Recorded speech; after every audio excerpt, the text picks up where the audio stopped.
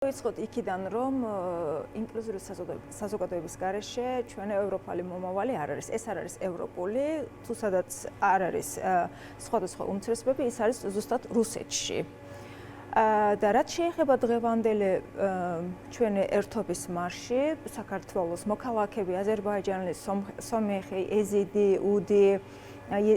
ქისტი ყველა ერთად ვიყავით, თითქმის დიახ, ყველანი ერთად ვიყავით.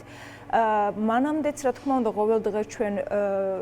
აქციაზე ვარ, რუსთაველზე ვარ, იმისათვის რომ ეს ქვეყანა ჩვენი არის და ჩვენი სამშობლოს გადარჩენისთვის, ჩვენ თავისუფლების გადარჩენისთვის რა თქმა უნდა საჭირო არის ჩვენი ერთობლივი წალა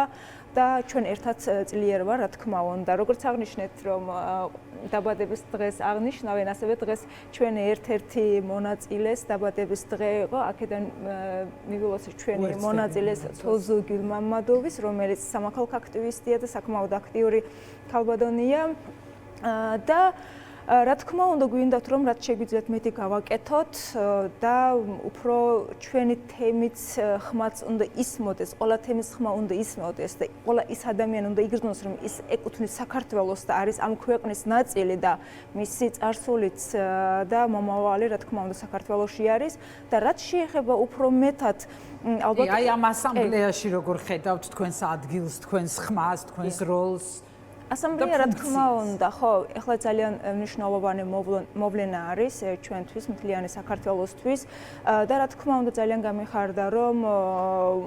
როგორც ეთნიკურ უმცირეს წარმომადგენელი, ჩვენი ხმაც იქნება იქ და სხვადასხვა თქვათ რომ ორგანიზაციებიდან და სახელმწიფო სტრუქტურიდან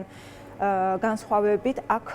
ფორმალური არ იქნება უმცირესობების როლი. აქ იქნება ის ადამიანების გადამწყვეტი როლი, სადაც ძალიან მნიშვნელოვანი წვლილს შეიტანს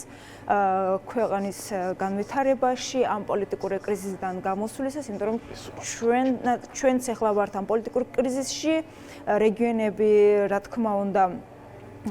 არის ისე დასუსტა, ჩვენ ძალიან კარგად გვახსოვს ჩვენი ევროკავშირის